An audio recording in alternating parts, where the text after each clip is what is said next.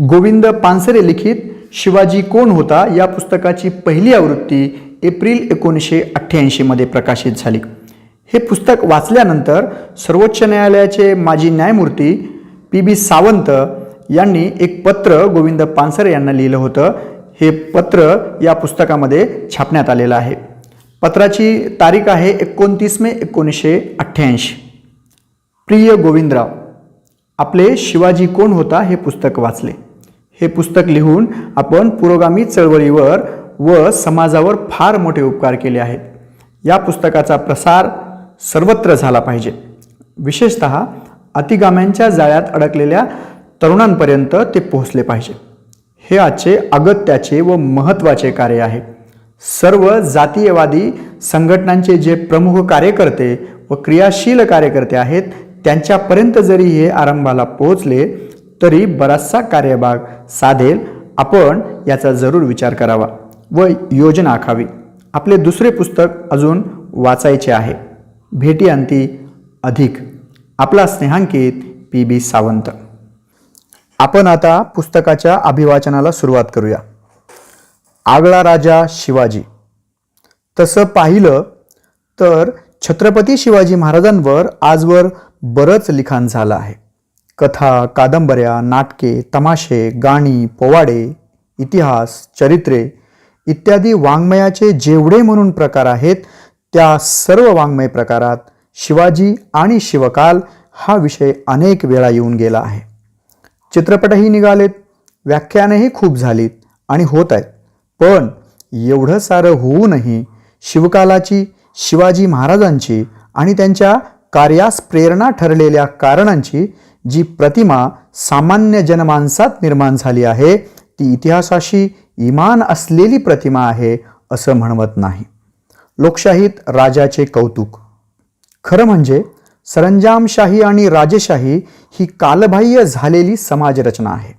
शिवाजीचा काळ हा सरंजामशाहीचा काळ होता आणि शिवाजी हा सुद्धा एक सरंजामशाहीतलाच राजा होता.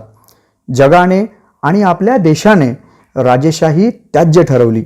राजे रजवाडे नाहीसे व्हावेत म्हणून संघर्ष केले. राजे रजवाडे नाहीसे केले आणि हे सर्व बरोबरच केले. राजेशाही मोडून त्या जागी आपण लोकशाही आणली, हे सुद्धा बरोबरच केले. शिवाजीने स्थापन केलेल्या राज्याचे शिवाजीनंतर जे काही झाले त्यावरून सुद्धा राजेशाही ही स्वीकारण्याजोगी व चालू ठेवण्याजोगी समाजव्यवस्था नव्हती हेच सिद्ध होतं. प्रगत अशा ब्रिटिश भांडवलशाही साम्राज्यशाहीसमोर भारतातील सरंजामशाही टिकाव धरू शकली नाही. यावरून सुद्धा सरंजामशाही व राजेशाही टाकाऊ समाजव्यवस्था ठरते हेच पुन्हा दिसतं. पण मग या आधुनिक लोकशाहीत एका राजाचा उदो का व्हावा? त्या राजाच्या विचारात आणि व्यवहारात आणि चरित्रात असं काय आहे की त्यामुळे लोकशाहीत सुद्धा त्याचं स्मरण स्फूर्तिदायक ठरावं? तसं राजे खूप होऊन गेले, पण सर्व राजांची काही अशी आठवण केली जात नाही. त्या राजांच्या जयंत्या किंवा मयंत्या कोणी साजऱ्या करीत नाही. त्या राजांचे जे कोणी वारस हयात असतील ते कदाचित करीत असतील. क्वचित कुणाच्या बाबतीत त्या राजांच्या संस्थानात समाविष्ट असलेल्या प्रदेशातील काही लोक कुठे कुठे असे करीत असतील. परंतु शिवजयंती जितक्या विस्तृत प्रदेशात, जितक्या मोठ्या प्रमाणात आणि ज्या उत्साहाने, उमेदीने व स्फूर्तीने साजरी केली जाते तसं इतर कुणाही राजाच्या बाबतीत घडत नाही. असं का व्हावं? इतर राजांपेक्षा या राजात काय वेगळेपण होतं की ज्यामुळे असं घडत आलं आहे? शिवकालीन किंवा त्याच्या आगेमागे होऊन गेलेल्या इतर राजांपेक्षा शिवाजीत असं काय वेगळेपण होतं? हे वेगळेपण समजावून घेतलं तर शिवकालाचा व शिवचरित्राचा नीट उलगडा होईल. राज्य संस्थापक. पहिली गोष्ट म्हणजे शिवाजी हा कोणी अगोदर तयार केलेल्या गादीवर वारसा हक्काने बसलेला आयतोबा नव्हता. आयत्या पीठावर रेघोट्या उठवणे सोपं असतं, त्यात फारसं कौतुकास्पद काही नसतं. वारसा हक्काने राजे बनलेले अनेक होऊन गेले. शिवाजी वारसा हक्काने राजा बनला नव्हता, त्याने राज्य निर्माण केलं. तो राज्य संस्थापक होता. राज्य निर्माण करणं सोपं नव्हतं व नसते. शिवाजीने ते केलं. इतरांनी स्थापलेल्या राज्यावर बसणं आणि स्वकर्तृत्वावर राज्य निर्माण करणं यात खूप फरक आहे. शिवाजीने जेव्हा राज्य निर्माण केलं तेव्हा इतरांच्या मनात तसा विचार सुद्धा येत नव्हता. मग तसा व्यवहार होण्याची गोष्ट दूरच. या किंवा त्या शाहीची इमाने इतबारी चाकरी करावी, या किंवा त्या दरबाराची मर्जी राखावी, त्यासाठी लाचारी पत्करावी आणि कसे तरी करून इनाम मिळवावे, जहागिरी मिळवावी आणि त्यातच आयुष्याची इति कर्तव्यता मानावी, असं इतर राजे करीत. त्या काळात शिवाजीने राज्य स्थापनेची मनीषा बाळगली, तसा विचार केला, त्याची नीट योजना आखली आणि तसा व्यवहार करून राज्य स्थापन केलं. तथापि राज्य स्थापन करणारा शिवाजी हा काही एकमेव राजा नव्हता. काही थोडे इतरही होते. त्या थोड्या इतरांना सुद्धा जनमानसात शिवाजीला मिळालं तसं स्थान मिळालेलं नाही. आपले कार्य, आपले राज्य. शिवाजी महाराजांच्या कार्याचे आणि राज्याचे इतर राजांच्या कार्याहून आणि राज्याहून सर्वात ठळक वेगळेपण कोणतं? शिवाजीचे कार्य आणि शिवाजीचे राज्य त्या राज्यात राहणाऱ्या सर्वसामान्य माणसाला, रयतेला आपलं वाटत होतं. हेच ते ठळक वेगळेपण आहे असं मला वाटतं. खरं म्हणजे एखादं राज्य चांगलं की वाईट हे ठरवण्याची सर्वोत्तम कसोटी कोणती? तर त्या राज्यातील प्रजेला, सामान्य प्रजेला, बहुसंख्य प्रजेला, बहुजनाला हे राज्य आपले आहे असं वाटतं, ते राज्य उत्तम समजावं. आपण सध्या लोकशाही राज्यात राहतो. जगात अनेक देशात आपल्या देशातल्यासारखी लोकशाही आहे. या लोकशाही राज्यातील प्रजेला, बहुसंख्य सर्वसामान्य प्रजेला ही राज्य आपली वाटतात का? आपल्या देशात जे काही चालले आहे ते आपल्यासाठी चालले आहे असं बहुसंख्य जनतेला वाटतं का? मला वाटतं याचं प्रामाणिक उत्तर नाही असं आहे. लोकांनी निवडून दिलं असलं तरी सध्याचे लोकशाही राज्य व त्या राज्यात जे कार्य चालू आहे ते प्रजेला आपले आहे, आपल्यासाठी चालले आहे असे वाटत नाही. शासन संस्थेची एक उत्तम व्याख्या आहे, जी लोकातून निर्माण होते पण वाढत्या गतीने लोकांपासून अलग पडते, ती शासन संस्था. सध्याचे लोकशाही राज्य लोकातून निर्माण झाले आहे व लोकांपासून अलग पडते आहे, वाढत्या गतीने अलग पडते आहे. याचा अर्थ आजच्या तथागतित लोकशाहीपेक्षा शिवकाळातली सरंजामशाही प्रगत होती असा नाही. शिवकाळ आणि आपण यात 350 वर्षांचं अंतर आहे. आता सरंजामशाही तर उपयोगाची नाहीच, पण सध्या जी व जशी लोकशाही आहे ती सुद्धा सामान्य जनांच्या दृष्टीने उपयोगाची राहिलेली नाही असा याचा अर्थ आहे. आत्माहुतीच्या प्रेरणा. शिवाजीचे कार्य हे आपले कार्य आहे असे त्या काळातील रयतेला वाटत होतं. याची अनेक उदाहरणे आहेत. प्रचंड फौजपाट्यासह सिद्दी जोहर आणि फाजल खान पन्हाळगडाला वेढा देऊन बसला होता. महिने उलटले तरी वेड्यात ढील पडत नव्हती. नेताजी पालकराने सिद्दी हिलालच्या साह्याने वेड्यावर केलेला हल्ला नाकामयाब झाला. शिवाजीच्या सेनापतीला हार पत्करून पळून जावे लागले होते. स्वतःच्या मुलाला वाचवायला गेलेला इमानी सिद्दी हिलाल शत्रूच्या हाती सापडला होता. वेड्यात अडकून पडलेल्या शिवाजीराजांना सुटकेचा मार्ग सापडत नव्हता. अशा वेळी लढ्यातील पातळ जागा शोधून गुपचूपपणे विशाळगडावर पळून जाण्याचा बेत रचला गेला. या बेताचा एक भाग म्हणून एक खोटा शिवाजी तयार करण्यात आला. पालखीत बसलेला हा शिवाजी शत्रूच्या हातात सापडला.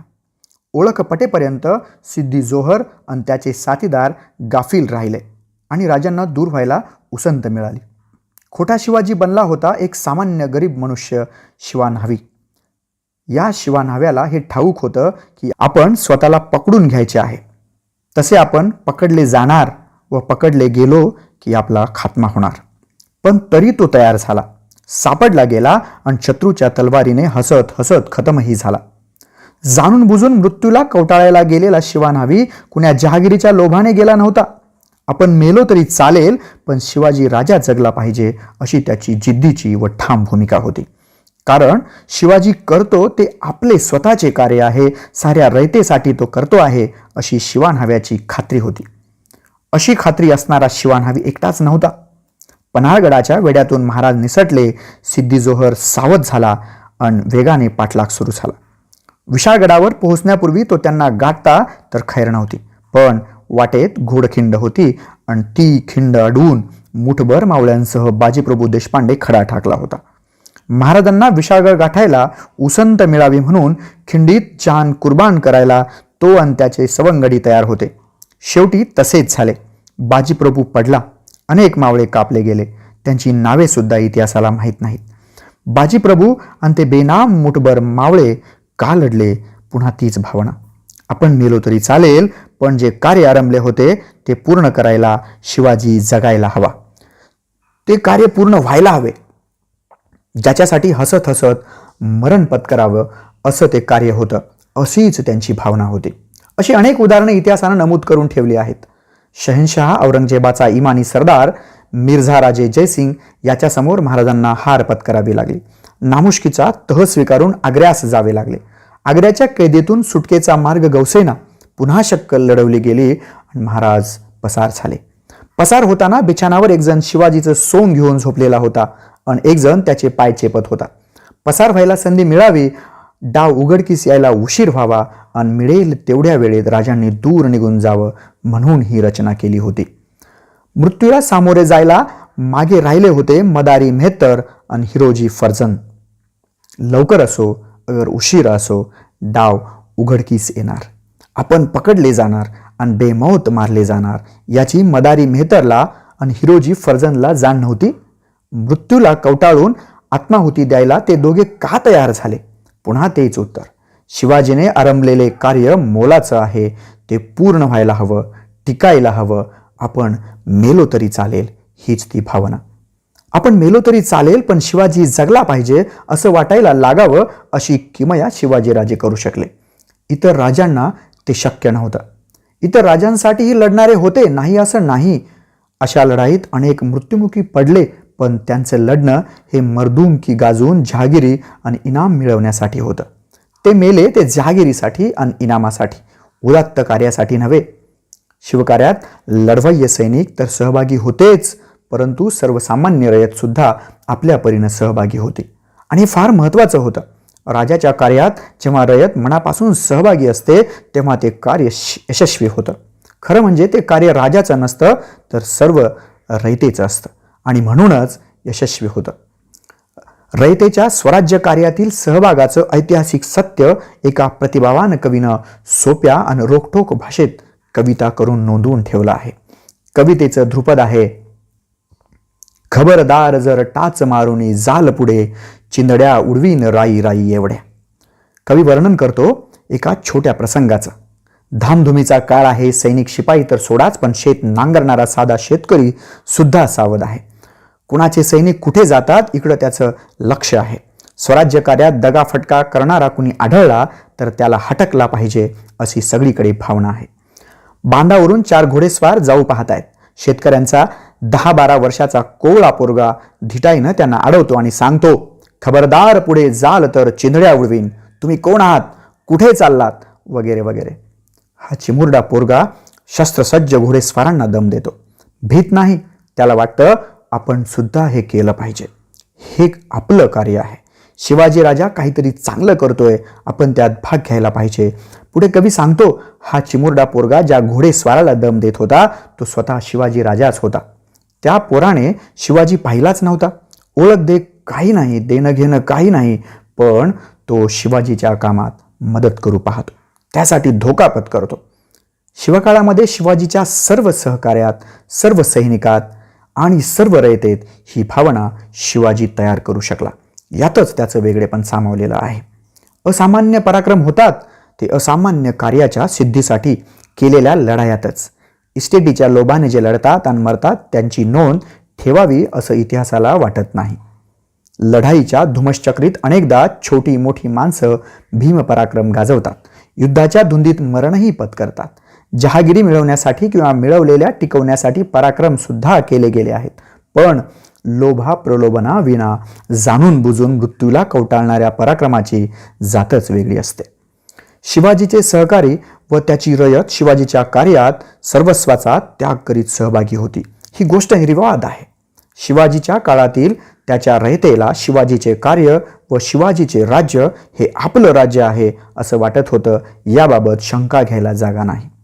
पण असं का होतं? शिवाजीनं असं काय केलं होतं की रयतेला त्यानं आरंभलेलं कार्य आपलं वाटावं? इतर समकालीन किंवा मागे पुढे झालेल्या राजांना जी रयतेची निष्ठा मिळाली नव्हती ती शिवाजीराजांना का मिळाली, असा खरा प्रश्न आहे. इतर राजे रयतेशी वागत ती रीत आणि शिवाजी महाराज रयतेशी वागत ती रीत, यात जो फरक होता त्या फरकात या प्रश्नाचं उत्तर आहे. जहागिरी, इनामदारी, वतनदारी व गावगाडा. त्या काळी सर्वसामान्य जनता राजा कोण आहे, कोण आला, कोण गेला या संबंधी फिकीर करीत नसे. कुणीही राजा आला किंवा गेला, कुणाचेही राज्य आले तरी सामान्य रयतेच्या जीवनात फरक पडत नव्हता. गाव जवळ जवळ स्वयंपूर्ण होतं. गावगाड्याची स्वयंपूर्ण यंत्रणा होती. पाटील होता, कुलकर्णी होता, 12 बलुती होती. ते गाव चालवत होते, गावगाडा हाकीत होते. राजे बदलले तरी या गावगाड्यात फरक पडत नव्हता. वतनदार होते, ते भरमसाठ वसुली करीत होते, रयतेवर अन्याय करीत होते. त्यांच्या विरुद्ध दाद मिळत नव्हती आणि मिळणार नव्हती म्हणून कोणी मागत नव्हते. राजे बदलले तरी कुलकर्णी, पाटील, वतनदार, देशमुख, जहागीरदार तेच असत. हे सर्वजण पटापट निष्ठा बदलत. ज्याचा जय झाला असेल, ज्यांचं राज्य आलं असेल त्याला निष्ठा अर्पण करीत, स्वतःची वतने शाबूत राखीत, रयतेचा छळ करीत, वसुली करीत आणि राजाला हिस्सा नेऊन देत. जोवर छळ चालू होता तोवर रयतेला आपल्याकडून वसूल केलेला पैसा व माल वतनदार कोणत्या राजाला नेऊन देतात व किती देतात याच्याशी कर्तव्य नव्हतं. सर्वच राजे लुटारू किंवा लुटारूंचे म्होरके अशी रयतेची रास्त समजूत होती. म्हणून ते राजात फरक करीत नसत. यासंबंधी इतिहासाचार्य राजवाडे यांनी महिकावतीची बखर या पुस्तकाच्या प्रस्तावनेत म्हटलं आहे की गेल्या 3000 वर्षात हिंदुस्थानात जी देशी आणि परदेशी सरकारी होऊन गेली ती सर्व प्रकारच्या पोटभरू चोरांची झाली व सरकार म्हणजे उपटसुंब चोरांची टोळी अशी हिंदू गावकऱ्यांची अंतस्थ प्रामाणिक समजूत आहे. ज्यांची सतत चोरीच होत असे त्यांचा चोर कोण आहे, त्याची जात काय आहे, याच्याशी संबंधच काय. म्हणून राजा कोण आला किंवा कोण गेला याच्याशी रयतेला कर्तव्य नव्हतं. दूर ब्रिटनमध्ये जगाच्या इतिहासाचा अभ्यास करीत असलेल्या मार्क्सने सुद्धा अपुरी साधनं असताना असाच निष्कर्ष काढला होता. मार्क्सने त्याचा थोर सहकारी एंगल्सला 14 जून 1853 रोजी एक पत्र लिहिलं आहे. त्या पत्रात भारतातील त्या काळच्या लढाया, खेडी व बदलणारे राजे यासंबंधी मार्क्स लिहितो. जरी काही वेळेला खेड्यांनाच युद्ध, दुष्काळ, साथी यांनी धोका पोहोचला तरी तेच नाव, त्याच सरहद्दी, तेच हितसंबंध, तीच कुटुंबे सुद्धा शतकानुशतके सातत्य टिकून आहेत. राज्य मोडणे अगर दुभंगणे याची झळ हे रहिवासी स्वतःला कधीच लावून घेत नाहीत.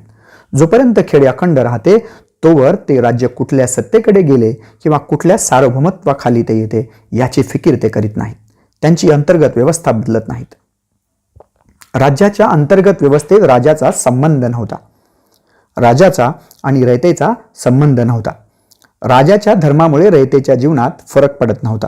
राज्य बदलले तरी जुनीच राज्य यंत्रणा ते राज्य राबवत होती व प्रजेला नागवत होती. वतनदाराने रयतेला छळलं, लुटलं, नागवलं तरी राजाला पर्वा नव्हती. जोवर वसूल वतनदार आणून देत होते तोवर ते रयतेशी कसा व्यवहार करतात याच्याशी राजाला कर्तव्य नसे.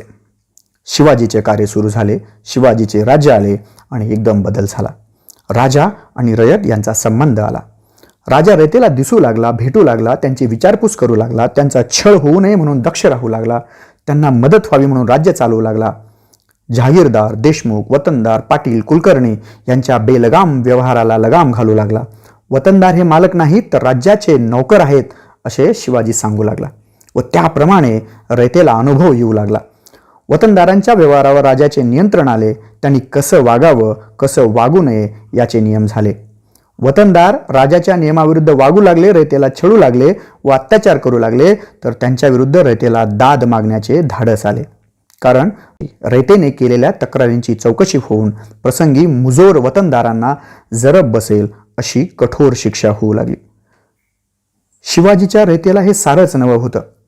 कुठं घडत नव्हतं असं होतं.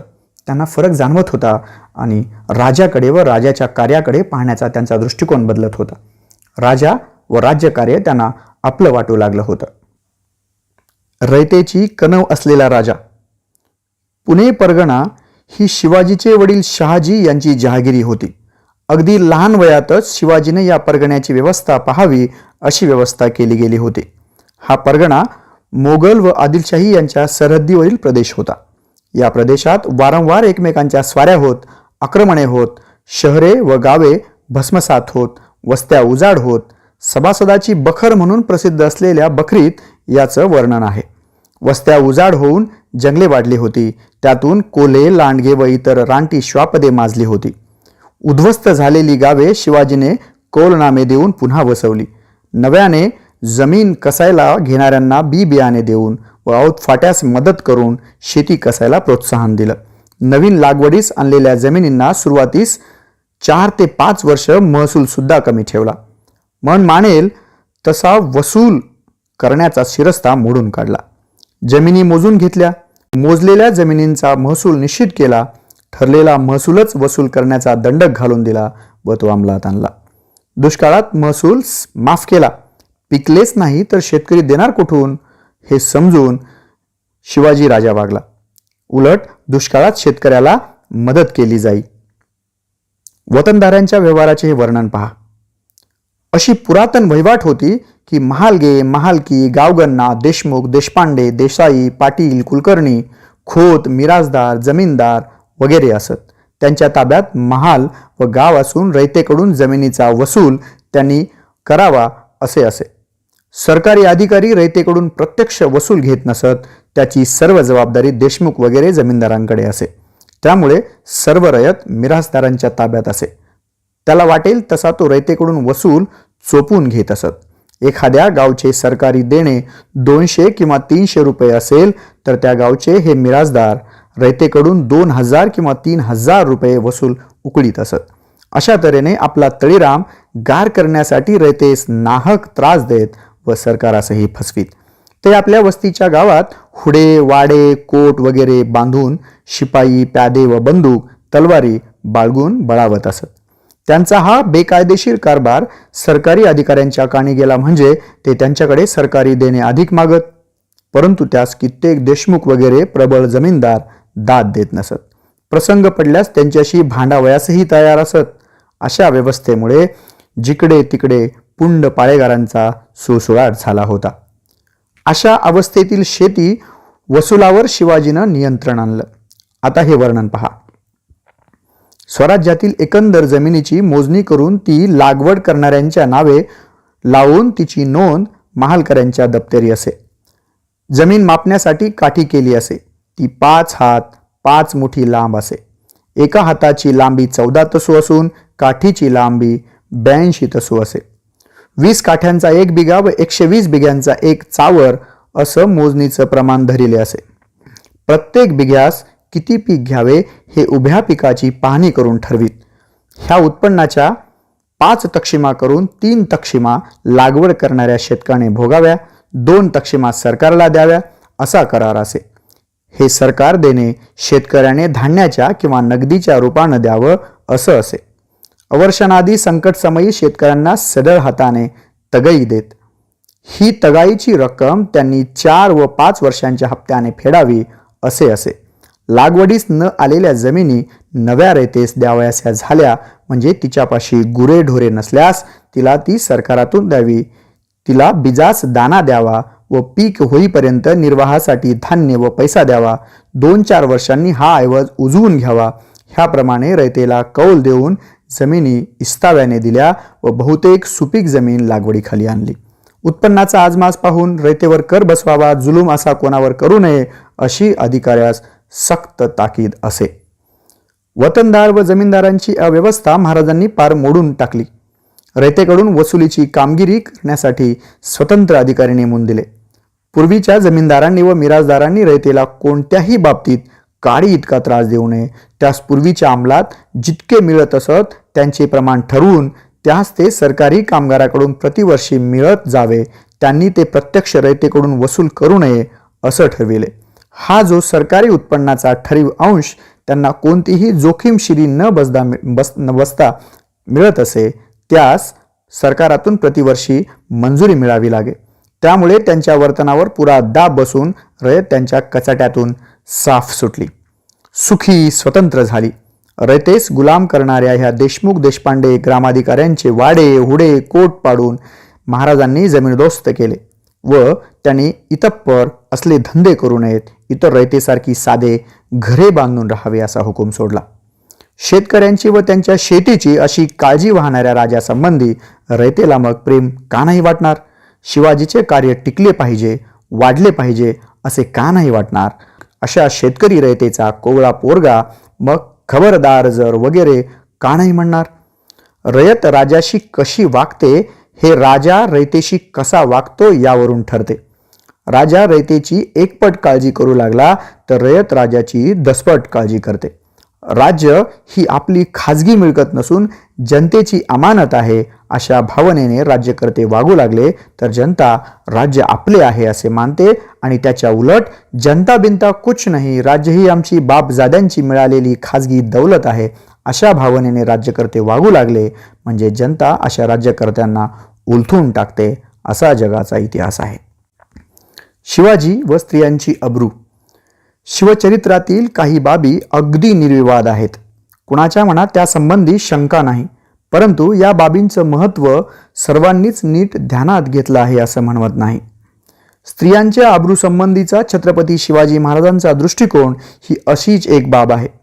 शिवाजी महाराजांच्या काळी आणि सरंजामदारीच्या काळात एकूणच स्त्रियांच्या अब्रूला, विशेषतः गोरगरिबांच्या स्त्रियांच्या अब्रूला किंमत नव्हती. राजे रजवाडे व राजपुत्र तर सोडाच, पण सरदार, वतनदार, जमीनदार, देशमुख, पाटील यांच्या दृष्टीने गोरगरिबांच्या लेकी सुना म्हणजे त्यांना हव्या त्यावेळी उपभोगण्याच्या वस्तू होत्या. दिवसाढवळ्या त्यांची अब्रू लुटली जात होती आणि त्याविरुद्ध कुणाकडे दाद मागता येत नव्हती. ज्यांच्याकडे दाद मागायची तेच अब्रू लुटत होते. अब्रू लुटणाऱ्यांना मान मरातब अन पदव्या देत होते. अशा काळात शिवाजींचा या संबंधीचा दृष्टिकोन मूलतःच वेगळा होता. रांझ्याच्या पाटलाची गोष्ट प्रसिद्ध आहे. गावच्या वतनदार पाटलानं गरीब शेतकऱ्याच्या तरण्या पोरीला दिवसाढवळ्या सर्वासमक्ष उचलून नेली आणि भोगली. माती झालेल्या जिन्यापेक्षा मरण बरं म्हणून पोरीनं जीव दिला. सारा गाव हळहळला पण मुकाच राहिला. शिवाजीच्या कानी ही गोष्ट आली. पाटलाच्या मुसक्या बांधून पुण्याला आणलं गेलं आणि हातपाय तोडायची शिक्षा झाली. नुसती झाली नाही तर अंमलात आली आणि साऱ्या मावळखोऱ्यात आश्चर्य पसरलं. गरीब रयतेच्या पोरीची अब्रू घेतली म्हणून वतनदार पाटलाला जबर शिक्षा झाल्याचं पाहून रयत शिवाजीवर फिदा झाली आणि रयतेच्या अब्रू रक्षणासाठी शिवाजी कार्य करीत असेल तर त्या कार्यासाठी मरायला तयार झाली. ज्यांच्या पाठबळावर राज्य करायचं अशा वतनदारांची सुद्धा गय न करायला न्यायावर एक जबर निष्ठा लागते. शिवाजीपाशी ती होती म्हणून रयत शिवकार्यात सहभागी होती. आजही गोरगरीब रयतेच्या लेकी सुनांवर खेडोपाडी आणि शहरात सुद्धा अत्याचार आणि बलात्कार होतात. पण शिवाजीचा वारसा सांगणारे आणि उठसूट शिवाजीच्या नावाचा जयघोष करणारे आज काय करतात? अत्याचार करणाऱ्याला शिक्षा होतात का? हातपाय तोडायचे सोडा, कोर्टात तरी केस होते का? की अत्याचार करणारा जितका मोठा वतनदार, जितका मोठा मालदार तितक्या लवकर त्याची सुटका होते का अटकच होत नाही? लोकशाहीत सुद्धा शिवाजी आठवतो तो यामुळे, आठवावा तो यासाठी. स्वतःच्या नातेवाईकांच्या आणि अधिकाऱ्यांच्या पापावर पांघरून घालून पुन्हा वर कुणी शिवाजीचं नाव घ्यायला लागला तर शिवाजीची आठवण करून त्याला जाब विचारायला पाहिजे. शिवाजी आठवावा तो यासाठी. रांझ्याच्या पाटलाची हकीकत हा अपवाद नाही, अशा इतरही कथा आहेत. 1678 मध्ये सकूची गायकवाड नावाच्या सेनापतीनं बेळवाडीच्या किल्ल्याला वेढा दिला होता. या किल्ल्याची किल्लेदार एक स्त्री होती. तिचं नाव सावित्रीबाई देसाई. या बहादूर स्त्रीने 27 दिवस किल्ला लढवला, पण सकूजीने शेवटी किल्ला जिंकला आणि विजयाच्या उन्मादात सूड भावनेनं सावित्रीबाईवर बलात्कार केला. ही बातमी ऐकून शिवाजी संतापला. त्याने सकूजी गायकवाडचे डोळे काढावयास लावले आणि त्यास जन्मभर तुरुंगात डांबले.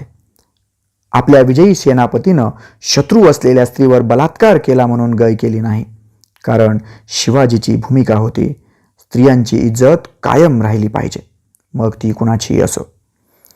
कल्याणच्या सुभेदाराची सून दरबारात हजर केल्यानंतर तिच्या संबंधी गैरउद्गार न काढता व गैरव्यवहार न करता तिची चोळी बांगडी करून पाठवणी करण्याची कथा तर अनेक काव्यांचा विषय झाली आहे. मुसलमान शत्रूची तरणी ताठी आणि देखणी सून पाहून आईची आठवण व्हावी आणि आपली ही आई इतकी सुंदर असती तर काय झाले असते असे उद्गार निघावेत, यासाठी चारित्र्य संपन्नता आणि सौंदर्यासंबंधीचा निरोगी दृष्टिकोन असावा लागतो. आजच्या भडभुंजा तथाकथित शिवभक्त वतनदारासमोर आणि राजासमोर अशी कोणी सुंदर स्त्री आली असती तर त्यांनी काय उद्गार काढले असते आणि काय केले असते याची कल्पना करून पहा, म्हणजे खरा शिवाजी आणि खोटे शिवभक्त यांच्यातला फरक उमगेल. लढाईत किंवा लूट करताना मुसलमान किंवा हिंदू कोणत्याही धर्माच्या स्त्रिया हाती आल्या तर त्यांना तोशीस लागता कामा नये व त्रास होता कामा नये अशा सक्त आज्ञा शिवाजी महाराजांनी दिलेल्या आहेत व त्यांचा अंमल करून घेतला आहे. त्या काळात हिंदू व मुसलमान राजे रजवाडे इनामदार यांचा लढाईस जाताना जनानखाने कुणबिनी व कलावंतिनी बरोबर नेण्याचा रिवाज होता. परमुलखातल्या स्त्रियांना बटकिनी बनवण्याचा आणि भ्रष्ट करण्याचा परिपाठ होता. त्या काळी शिवाजी महाराजांनी सक्त हुकूम दिला होता की मोहिमेस जाताना कुणीही बटकिनी कुणबिनी अगर कलावंतिनीस बरोबर घेऊ नये, कुणाही स्त्रीस बटकीन बनविता कामा नये. 21व्या शतकाच्या उंबरठ्यावर असलेल्या भारतातील पुरोगामी न्यायी महाराष्ट्र राज्यात आजही स्त्रियांवर बलात्कार होतात आणि बलात्काराकडे दुर्लक्ष करणारे इतकेच नव्हे तर बलात्कार करणाऱ्यास पाठीशी घालणारे शिवाजीच्या नावाने जय जयकार करतात आणि आपण शिवाजीचे वारसदार आहोत म्हणून सांगत फिरतात. समजा शिवाजी आज आला तर या शिवभक्तांचे काय करील. शिवाजी व राज्यकारभाराची भाषा. भारतात भाषिक राज्य होऊन 37 वर्ष होऊन गेली. महाराष्ट्र हा एक भाषिक प्रांत होऊनही 30 वर्ष होत आली, पण अजूनही महाराष्ट्रातला राज्यकारभार इंग्रजीत चालतो. ज्यासाठी एक भाषिक राज्य केले तो हेतू कधी साध्य होणार आहे कुणास ठाऊक. परकीय इंग्रज साहेबाला 150 वर्ष लढून समुद्रपार घालवला, पण साहेबांची भाषा जी बोकांडी बसली ती काही दूर गेली नाही. अजूनही एतद्देशीय साहेब इंग्रजीतच बोलतात. चांगलं इंग्रजी बोलणं प्रतिष्ठेचं समजतात आणि ज्याला इंग्रजी येत नाही वा चांगलं येत नाही त्याला गावंढळ समजतात. शिवकालीन राज्यकारभाराची भाषा मुख्यत्वे फारशी होती. कोणतीही भाषा चांगली किंवा वाईट नसते, पण लोकांना फारशी समजत नव्हती. साहजिकच न समजणाऱ्या भाषेतील राज्यकारभार रयतेला आपला वाटत नव्हता. काय चालतं कळत नव्हतं. शिवाजीनं विचारपूर्वक राज्यभाषा कोश करायचं काम सुरू केलं. प्राकृतात कारभार सुरू केला. तो लोकांना आपला वाटू लागला. शिवाजीचे राज्य लोकांना आपले वाटू लागले. शिवाजी आणि रयत. रयतेचा सामान्य गोरगरीब जनतेच्या लेकी सुनांच्या अब्रूसंबंधी शिवाजी महाराजांचा दृष्टिकोन जसा त्या काळातील इतरांपेक्षा वेगळा होता तसाच रयतेच्या संपत्ती संबंधीचा दृष्टिकोनही खूप वेगळा होता. रयतेची संपत्ती म्हणजे कुणाही दांडगेश्वराने लुटायची वस्तू अशी त्या काळी रीत होती. त्या काळी सारख्या लढाया होत. पायदळ व घोडदळ हे सैन्य सारखे एका ठिकाणाहून दुसरीकडे मोहिमेसाठी फिरत असे. हे सैन्य गावाहून जाऊ लागले किंवा मुक्कामास राहिले तर रयतेच्या संपत्तीचे काय होईल. उभ्या पिकातून घोडदळ सुसाट जाईल. वर्षभर राबवून निर्याच्या घामाने पोचलेले आणि हातातोंडाला आलेले तयार पीक बघता बघता भुई सपाट होई. ज्याच्या राज्यात राहतो त्याच राजाचे सैन्य असं करीत असे, मग तक्रार कुणाकडे करणार आणि दाद कोण घेणार. स्वतःच्या नशिबाला दोष देत घरातल्या घरात रडत कुडत बसण्याखेरीज दुसरं काही करायला वाव नसे. असं बेगुमान वागण्याची सैन्याला मुभा होती. त्या काळात शिवाजीनं सैन्याला आदेश दिले आहेत की कोणत्याही मोहिमेवर कोणत्याही सैन्याच्या तुकडेने शेतकऱ्यांच्या उभ्या पिकातून जाता कामा नये, पिकाची नासाडी होता कामा नये. कल्पना करून पहा. उभ्या पिकातून बेदरकारपणे दौडत जाणारे व उभे पीक मातीमोल करणारे सैन्य वर्षानुवर्षे पाहण्याचा प्रसंग ज्यांच्यावर येत असेल त्यांना जर पिकातून न घुसता रस्त्याने जाणारे आणि पिकाचे जराही नुकसान होऊ नये अशी दक्षता घेणारे शिवाजीचे सैन्य पाहायला मिळाले तर त्यांना काय वाटले असेल. रयतेच्या पिकांची काळजी करणारा राजा, त्याच्या आज्ञेप्रमाणे वागणारे सैन्य आणि हे सर्वजण करीत असलेले कार्य या संबंधी रयतेला काय वाटले असेल. हा राजा, हे सैन्य आणि हे कार्य आपलं आहे असं रयतेला का नाही वाटणार. इतरांकडून त्या काळी नुसती पिकाची नासधूसच होत नसे तर बळजबरीही होत असे. सैन्याचा आणि सरदारांचा गावी मुक्काम पडला तर काय होई. सैन्यातील घोड्यांची दाना वैरण गावातल्या रयतेकडून घेतली जाई. सैन्याची सरबराई गावालाच करावी लागे आणि मग गावचा वतनदार पाटील किंवा कुलकर्णी गावातील ज्यांच्याकडे जे असेल ते काढून घेऊन मुक्कामास आलेल्यांची बर्दास्त ठेवी. ज्या काळात सैन्य आणि सरदार असे वागायला चटावले होते, दैवावर भरोसा ठेवून अशा आपत्ती सहन करायची सवय ज्या काळी रयतेला लागली होती, त्या काळी हा एक सत्पुरुष येतो आणि सक्त आज्ञा करतो की रयतेच्या भाजीच्या देठालाही हात लावता कामा नये.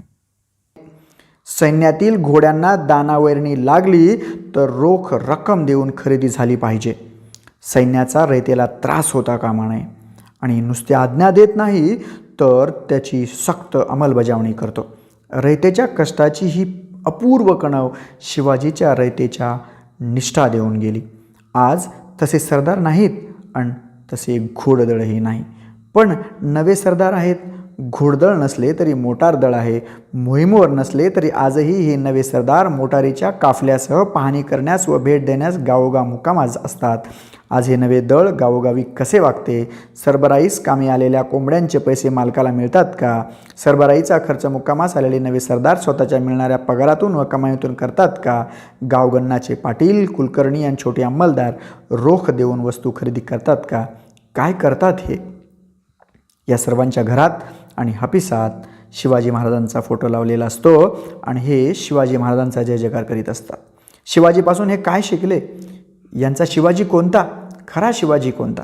रयतेच्या भाजीच्या देठाला सुद्धा हात न लावण्याची शिवाजीची आज्ञा यांना सांगावी की नको? स्वराज्य संरक्षणाच्या कार्यासाठी सुद्धा रयतेला जाच होऊ नये म्हणून हा राजा कमालीची काळजी करताना आढळतो. शिवकालीन राजनीती रामचंद्रपंत अमात्य यांच्या आज्ञापत्रात आढळून येते. या आज्ञापत्रातील वेगवेगळ्या आज्ञांमधून अमात्यांचा बारकावा स्पष्ट दिसतो. रयतेसंबंधी प्रीती, मनाचा कोमलपणा आणि सूक्ष्मदृष्टी या सर्वांसाठी पुढील आज्ञा पहा. छत्रपतींच्या आरमार उभारणीच्या कार्यात लाकडाचे महत्त्व कितीतरी मोठे. त्याशिवाय आरमार कसे उभारणार? त्या काळी जंगले दाट होती आणि लाकूडही विपुल प्रमाणात उपलब्ध होतं. तरीसुद्धा खालील आज्ञा कशी आहे पहा. स्वराज्यातील आंबे, फणस हेही लाकडे आरमाराच्या प्रयोजनाची, परंतु त्यास हात लावू देऊ नये. काय म्हणून? तर ही झाडे वर्षा 2 वर्षात होतात असे नाही. रयतांनी ही झाडे लावून लेकरांसारखी ही बहुत काळ जतन करून वाढविली. त्यांचे दुःखास पारावार काय? कदाचित एखादे झाड बहुत जीर्ण होऊन कामातून गेले असले तरी त्याचे धन्यास राजी करून घेऊन द्रव्य देऊन त्याचे संतोषे तोडून द्यावे. राजवाडे यांच्या 8व्या खंडात खुद्द शिवाजी महाराजांच्या तोंडचे उद्गार नोंदवलेले आढळतात.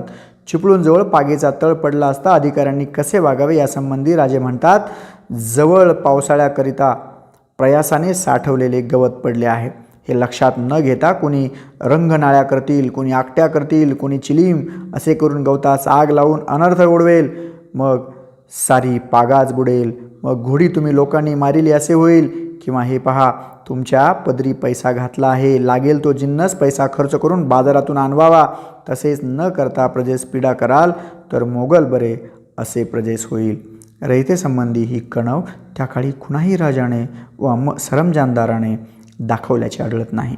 राजाची रयतेसंबंधीची ही कणव आगळी होती, म्हणून रयतेची राजासंबंधीची निष्ठा आगळी होती. ज्या काळात इतर राजांचे सैन्य जनतेला बटीक समजत असे, रयतेच्या संपत्तीची नासधूस व लूट करीत असे, रयतेच्या लेकीसोनांची अब्रू बेगुमानपणे लुटीत असे, अशा काळात शिवाजी महाराजांचे सैन्य रयतेशी इतके चांगले का वागले? या सैन्यात हा बदल कशामुळे झाला? त्याचे कारण काय? हा प्रश्न फार महत्त्वाचा आहे. या प्रश्नाचे उत्तर नुसत्या शिवाजीराजांच्या चारित्र्यात सापडणार नाही. केवळ त्यांच्या आज्ञाच या बदलास कारणीभूत होते असे म्हणणे अपूर्ण होईल.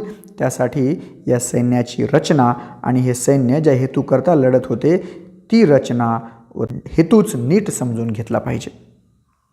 शेतकऱ्यांचे सैन्य. त्या काळातील इतर राजांचे सैन्य हे खडे सैन्य होते. लढाया करणे हाच त्यांचा व्यवसाय होता, उपजीविकेचे साधन होते. 12ही महिने ते सैन्य त्याच कामावर असे.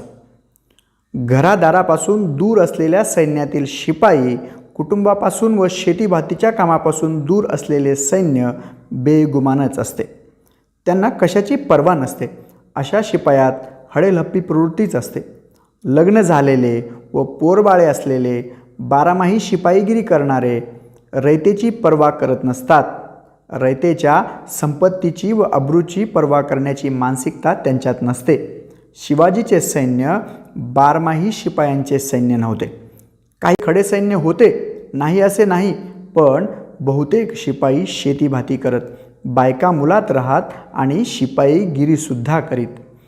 दसऱ्याच्या दिवशी सीमोल्लंघन करून मुलुकगिरीला बाहेर पडायचे आणि अक्षय तृतीयेला पुन्हा घरी येऊन शेतीभातीच्या कामाला लागून बायका मुलात राहायचे, असा रिवाज होता.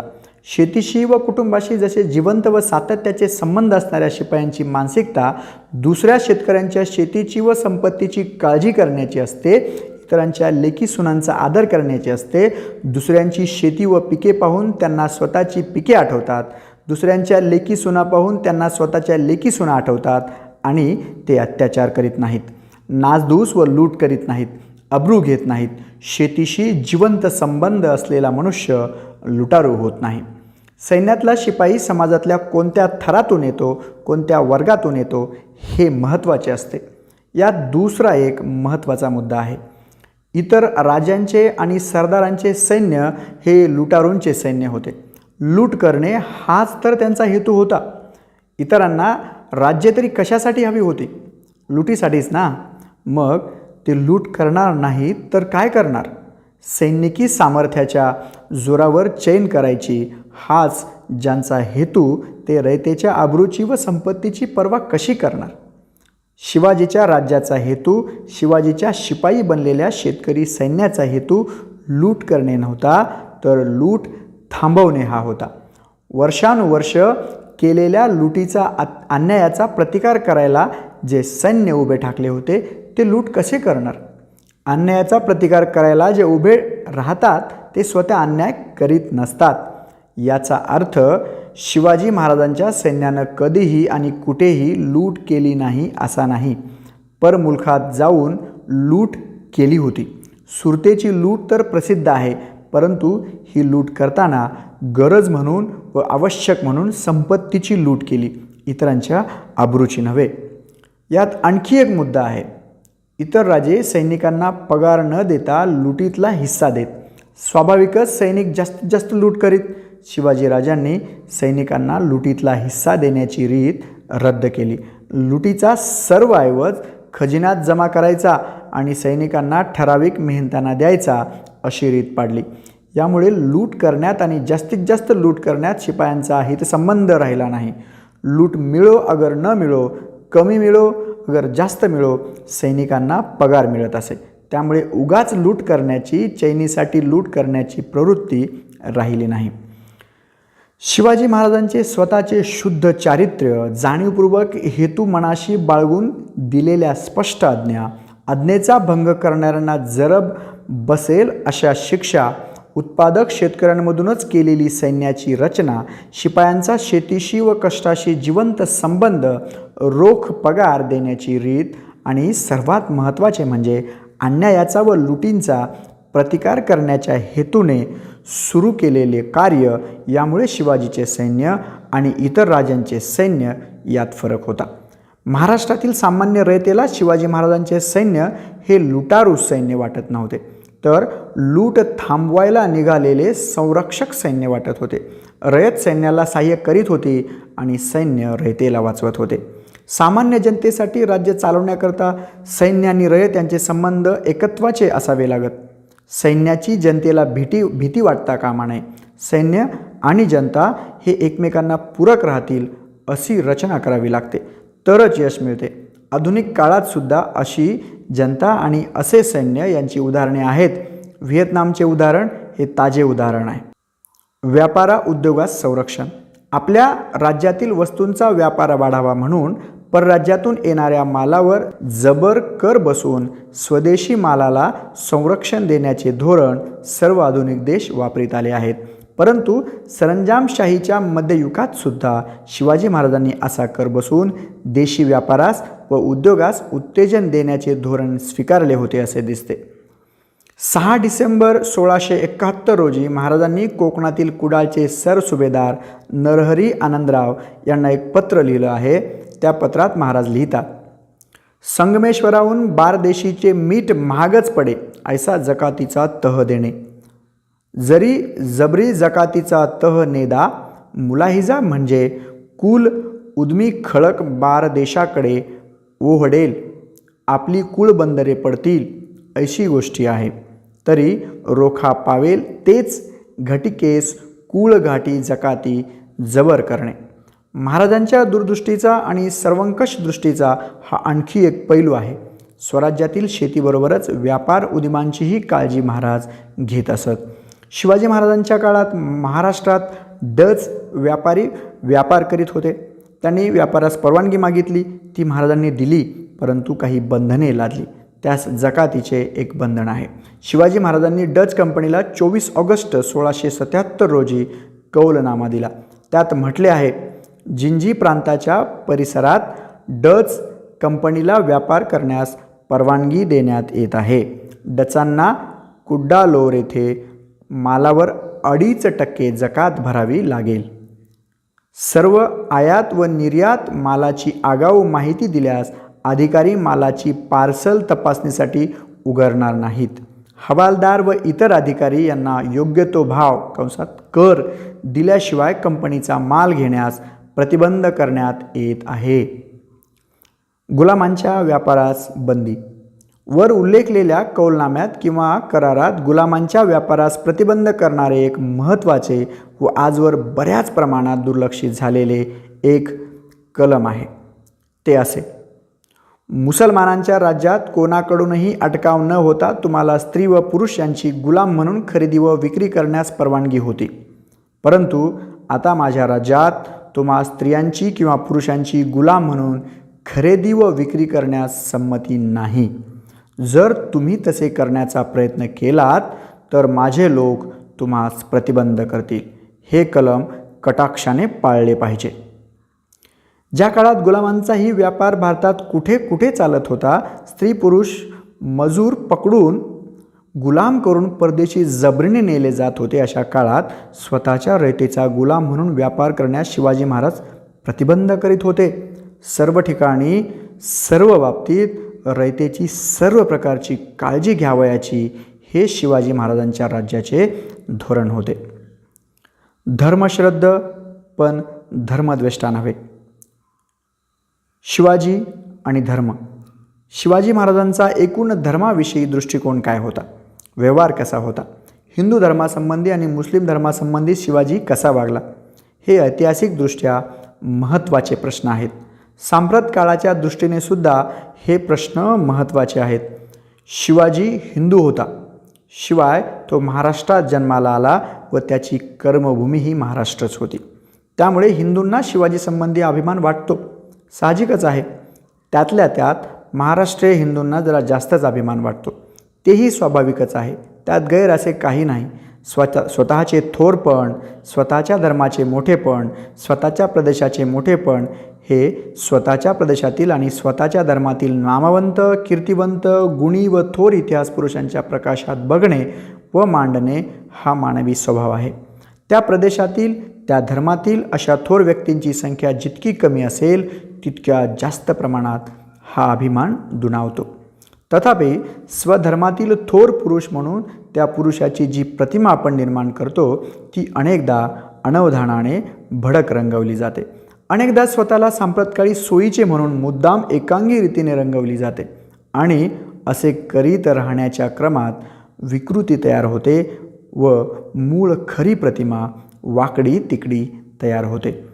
शिवाजी महाराजांचे कार्य, त्यांचा कारभार, त्यांचा काळ, त्यांनी केलेल्या सुधारणा आणि विशेषतः त्यांचा धर्मासंबंधीचा दृष्टिकोन या बाबतीतील त्यांची जनमानसातील प्रतिमा यथायोग्य व ऐतिहासिकदृष्ट्या बरोबर तयार न व्हायला अनेक कारणे आहेत.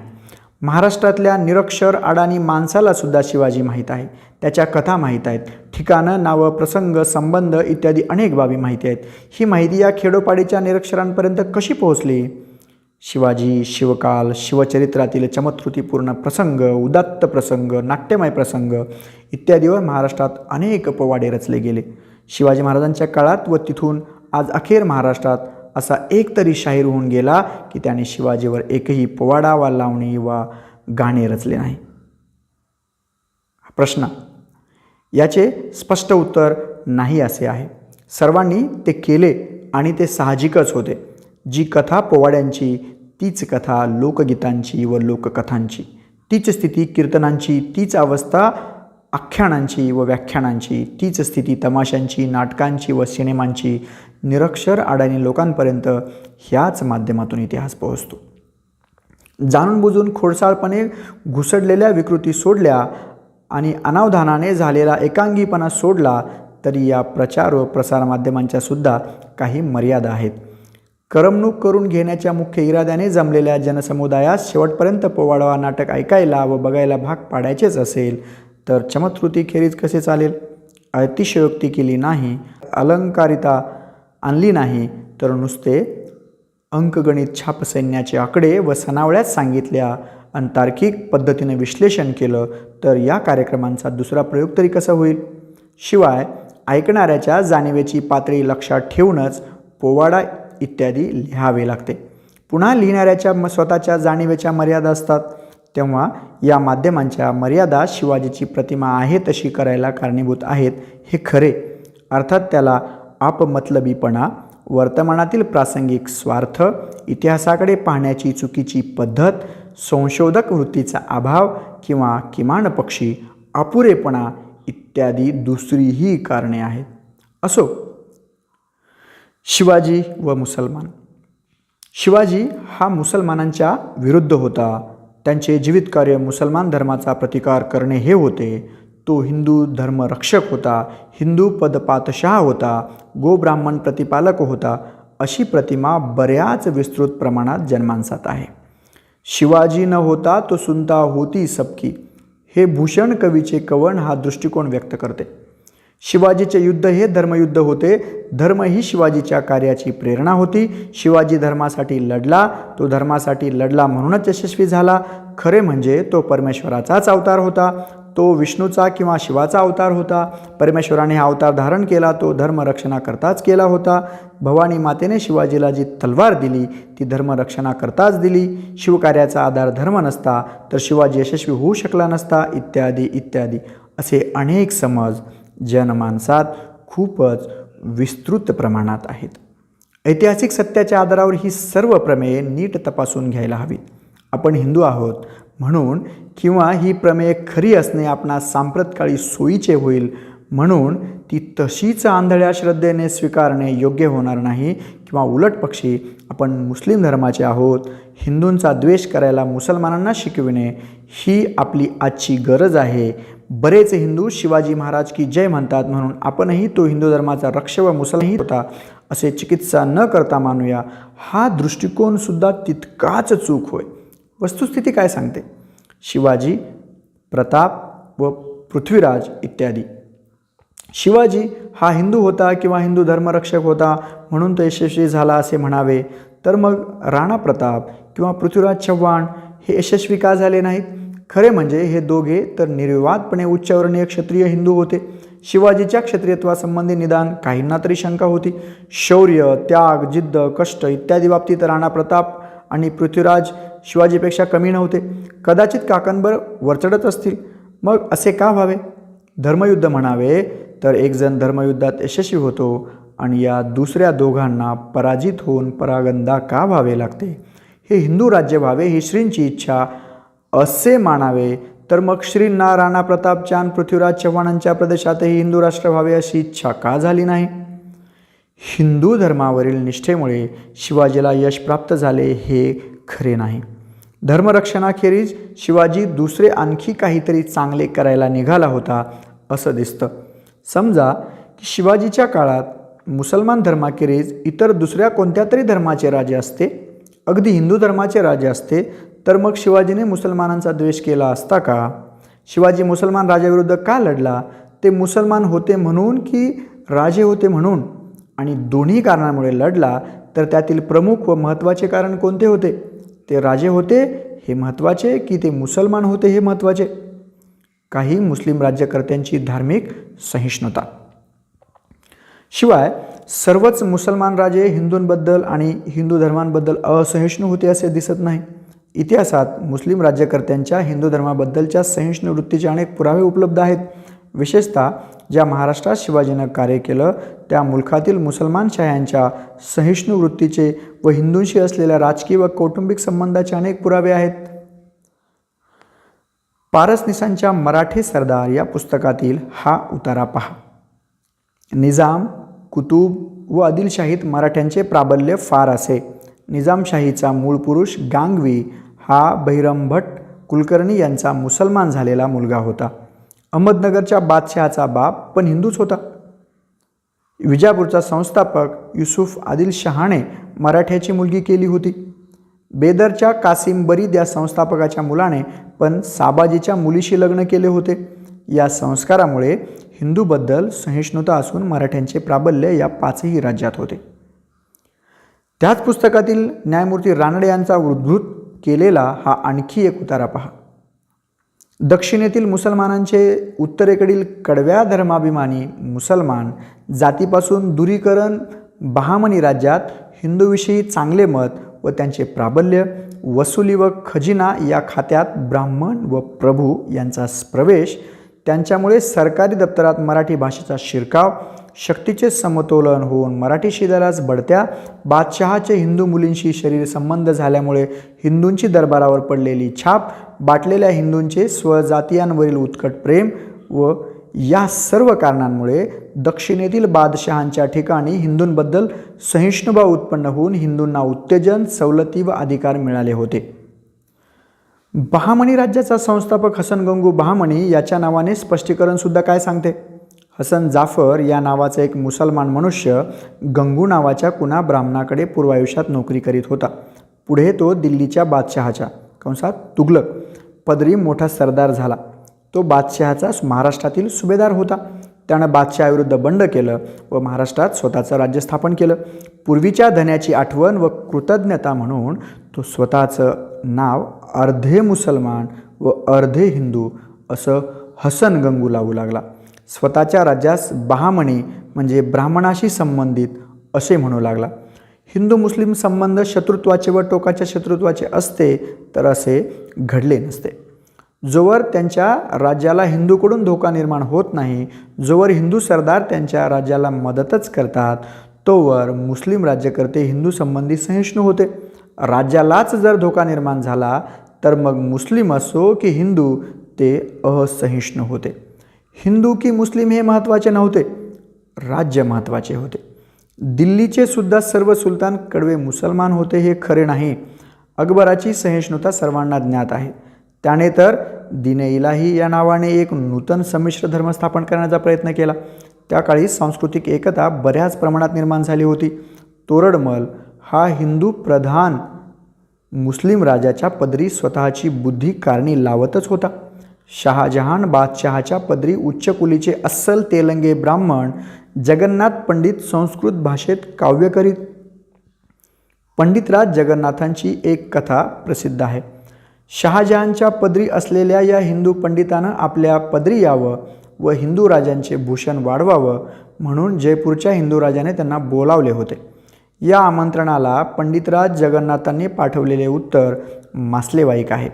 त्यांनी उत्तरादाखल लिहिले, दिल्लीश्वरो वा जगदीश्वरो वा मनोरथान पूर्विंतु समर्थः अन्ये नृपालेहा पारिदीयमानं शाकाय वा स्थल्लवनाम वा स्थाना. माझे मनोरथ पूर्ण करण्याचे सामर्थ्य केवळ दिल्लीश्वर म्हणजे दिल्लीचा राजा किंवा जगदीश्वर म्हणजे परमेश्वर या दोघांच्यातच आहे. बाकी राजांनी मला काही देण्याचे मनात आणलेच तर ते फार तर माझ्या मीठ मिरचीला पुरण्या इतपतच राहील. दिल्लीश्वराची जात महत्त्वाची नव्हती, तो जे देतो आणि जितके देतो ते महत्त्वाचे होते. शहाजहानचा मुलगा दारा हा संस्कृतचा जाणकार होता. त्याची बैठक काशीच्या संस्कृत पंडितात असे.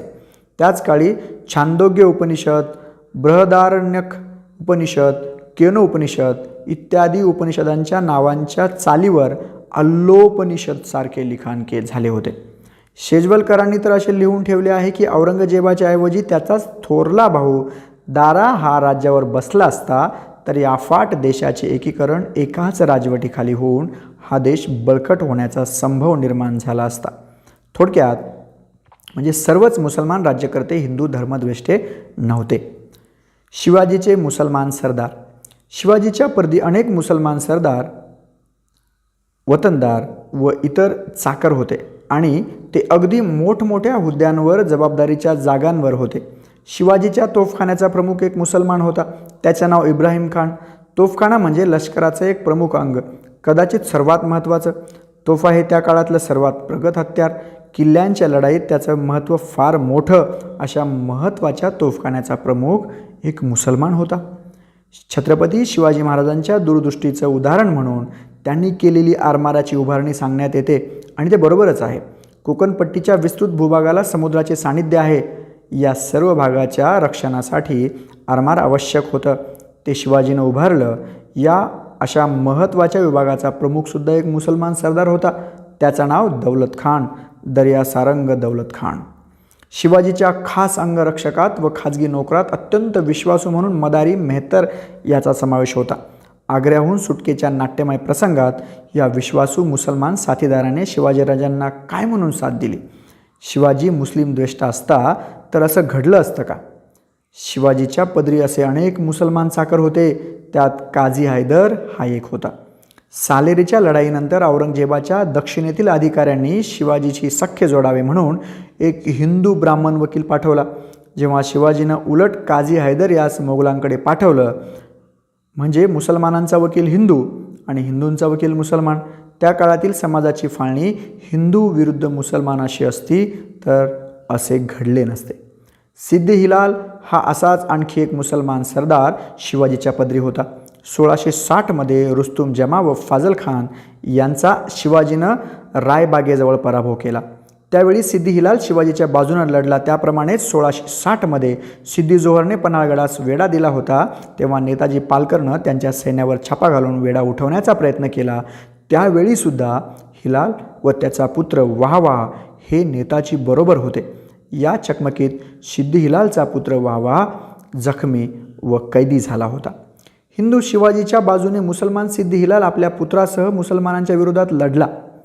त्या लढ्यांचे स्वरूप निव्वळ हिंदू विरुद्ध मुसलमान असे असते तर असे घडले असते का? सभासद बखरीत 76 पानावर शिवाजीच्या अशाच एका मुसलमान शिलेदाराचा उल्लेख आहे. त्याचे नाव शामा खान. राजवाड्यांच्या मराठ्यांच्या इतिहासाची साधने या ग्रंथाच्या खंड 17 पान 17 नूरखान बेग याचा शिवाजीचा सरनौबत म्हणून उल्लेख आहे. हे सरदार एकटे नव्हते हे स्पष्टच आहे. त्यांच्या हाताखालील मुस्लिम शिपायांसह ते शिवाजीच्या चाकरीत होते. पण या सर्वाहून एक महत्त्वाचा अस्सल पुरावा आहे. त्यावरून मुस्लिम धर्मीय शिपायांबद्दलचे शिवाजी महाराजांचे धोरणच स्पष्ट होते. रियासतकार सरदेसाई यांच्या शककर्ता शिवाजी या पुस्तकातील हा उतारा पहा. सन 1648 या सुमारास विजापूरच्या लष्करातले 500-700 पठाण शिवाजीकडे नोकरीस आले. तेव्हा गोमाजी नाईक पानसंबळ याने त्याला सल्ला दिला. तो फार चांगला म्हणून शिवाजीने मान्य केला व पुढे तेच धोरण ठेवले. नाईक म्हणाला, तुमचा लौकिक ऐकून हे लोक आले आहेत, त्यास विनमुख जाऊ देणे योग्य नाही. हिंदूंचाच संग्रह करू, इतरांची दरकार ठेवणार नाही अशी कल्पना धरिली तर राज्य प्राप्त होणार नाही. ज्यास राज्य करणे त्याने 18 जाती 4 वर्ण यास आपापले धर्माप्रमाणे चालवून त्यांचा संग्रह करून ठेवावे. 1648 अजून शिवाजीचं संपूर्ण राज्य स्थापन व्हायचं होतं. स्थापन करण्यासाठी काय धोरण होतं हे वरील स्पष्ट आधारावरून व्यक्त होतं. ग्रँड डफने सुद्धा त्याच्या शिवाजीवरील चरित्र ग्रंथात पृष्ठ 129 गोमाजी नायकाच्या सल्ल्याचा उल्लेख करून म्हटलं आहे की यानंतर शिवाजीने आपल्या सैन्यात मुसलमानांना सुद्धा सामावून घेतलं आणि त्यांच्या स्थापनेत याचा फार मोठा उपयोग झाला. शिवाजीचे सरदार व शिवाजीचे सैन्य हे फक्त हिंदू धर्माचं नव्हतं, त्यात मुस्लिम धर्मियांचा सुद्धा भरणा होता. हे यावरून स्पष्ट व्हावं. शिवाजी हा मुस्लिम धर्म नाहीसा करण्याचे कार्य करीत असता तर हे मुस्लिम शिवाजीच्या पदरी राहिले नसते. शिवाजी मुस्लिम राज्यकर्त्यांचे जुलमी राज्य नाहीसे करायला निघाला होता. रयतेची काळजी वाहणारे राज्य आणायला निघाला होता. म्हणून मुस्लिमसुद्धा त्याच्या या कार्यात सहभागी झाले होते. धर्माचा मुख्य प्रश्न नव्हता, राज्याचा प्रश्न मुख्य होता. धर्म मुख्य नव्हता, राज्य मुख्य होतं. धर्मनिष्ठा मुख्य नव्हती, राज्यनिष्ठा आणि स्वामीनिष्ठा मुख्य होती. मुसलमान राज्यकर्त्यांच्या पदरी हिंदू सरदार. ज्याप्रमाणे शिवाजीच्या पदरी मुसलमान सरदार व सैन्य होतं, त्याचप्रमाणे मुसलमान राजांच्या शहेनशहांच्या पदरी अगणित मराठे व हिंदू सरदार होते. त्यांची यादी तर खूपच मोठी आहे. खुद्द शिवाजी महाराजांचे वडील विजापूरच्या मुस्लिम आदिलशहाच्या पदरी मोठे सरदार होते. शहाजी महाराजांचे सासरे लखुजी जाधव निजामशाहीचे महाराष्ट्रातील एक मनसबदार होते. शिवाजी जावळीचे मोरे, फलटणचे निंबाळकर, सावंतवाडीचे खेम सावंत, शृंगारपूरचे सूर्यराव शृंगारपुरे हे सर्वजण आदिलशाहीचे मनसबदार होते. ज्याच्या सैन्य सामर्थ्यापुढे आणि डावपेचांपुढे शिवाजी महाराजांना हार पत्करावे लागले व नामुष्कीचा तह करून आग्र्यात जाऊन संभाजीसह कैद होऊन पडावं लागलं, तो उत्तरेचा मातब्बर सरदार मिर्झाराजे जयसिंह तर अस्सल राजपूत हिंदू होता आणि मुस्लिम शहेनशहाच्या पदरी मानाची असेल पण चाकरीच करीत होता. मिर्झाराजे जयसिंह शिवाजीवर चाल करून आला तेव्हा त्याच्या सैन्यात अनेक हिंदू सरदार होते. जाट होते, मराठे होते, राजपूत होते. राजा रायसिंग सिसोदिया, सुजनसिंग बुंदेला, हरिभान गौर, उदयबान गौर, शेरसिंग राठोड, चतुर्भुज चौहान, मित्रसेन, इंद्रभान बुंदेला, बाजी चंद्रराव, गोविंदराव इत्यादी इत्यादी. कोंढाणा किल्ला हस्तगत करताना तानाजी मालुसरे वीर मरण पावला आणि कोंढाण्याचा सिंहगड झाला. त्या लढाईतील कोंढाण्याचा किल्लेदार उदयभानू हा एक हिंदू राजपूत होता आणि तो मुसलमान राजाचा किल्लेदार होता. अकबराच्या पदरी 500हून अधिक मनसब असणारे जेवढे सरदार होते, त्यात हिंदू सरदारांचे प्रमाण 22.5% होते. शहाजहानच्या राज्यात हे प्रमाण 22.4% होते. अगदी सर्व मुस्लिम राज्यकर्त्यात अगदी कडवा म्हणून तो समजला जातो त्या औरंगजेबाच्या पदरी सुरुवातीला हिंदू मनसबदारांचे हे प्रमाण 21.6% होते. ते पुढे वाढले व 31.6% झाले. औरंगजेबानेच राजा जसवंत सिंग या हिंदू राजपुताला दक्षिणेचा सुभेदार म्हणून नेमलं होतं. याच औरंगजेबाचा पहिला प्रधान रघुनाथ दास नावाचा हिंदू होता. तो स्वतः राजपूत असताना राजपुतांच्या विरुद्ध लढला. राणा प्रताप सिंगाच्या सैन्याचा एक सेनापती हकीम खान नूर हा मुस्लिम होता. पानिपतच्या लढाईत पेशव्यांच्या तोफखान्यांचा प्रमुख इब्राहिम खान गारदी मुस्लिम होता. जे हिंदू मुसलमान राजाच्या पदरी इमाने इतबारे चाकरी करीत होते आणि धण्याशी इमान राखून प्रसंगी हिंदू विरुद्ध सुद्धा लढत होते, त्यांना त्या काळी कुणी धर्मबुडवे किंवा धर्मद्वेष्टे किंवा मुस्लिम धार्जने म्हणत नव्हते. धर्मनिष्ठेपेक्षा स्वामीनिष्ठेला जास्त मान्यता होती. प्राचीन व मध्ययुगीन भारतात धर्मामुळे व धर्मासाठी लढाया होत नव्हत्या. लढायांचे मुख्य कारण राज्य मिळवणे, राज्य बळकावणे वा टिकवणे हे होते. हे करायला उपयोगी ठरेल तेवढ्यापुरता धर्माचा वापर केला जाई हे खरे, परंतु ती बाब मुख्य नव्हती. अशी कितीतरी उदाहरणे सांगता येतील. मुसलमान विरुद्ध मुसलमान, हिंदू विरुद्ध हिंदू, हिंदू मुसलमान विरुद्ध हिंदू मुसलमान. शिवाजी महाराजांच्या पदरी मुस्लिम सरदार, चाकर व सैन्य होते व मुस्लिम राजांच्या पदरी हिंदू सरदार, चाकर व सैन्य होते. हे जसे खरे आहे तसेच त्या काळात कोण कोणाविरुद्ध लढला ह्याची पाहणी केली तर त्या लढाया केवळ हिंदू विरुद्ध मुसलमान अशाच झाल्या असे दिसत नाही. मुस्लिम धर्म मानणाऱ्या राजांमध्ये आपापसात लढाया होत होत्या. इब्राहिम खान लोदी या मुसलमान दिल्लीपतीचा पराभव करूनच दुसरा मुसलमान बाबर दिल्लीपती झाला आणि त्यानेच मोगल राजवट स्थापन केली. हुमायून आणि शेरशाह हे दोघेही इस्लाम धर्म मानणारे होते, परंतु ते एकमेकांशी प्राणपणाने लढले. विजापूर व गोवळकोंड्याच्या शाह्या ह्या मुसलमान शाह्या होत्या.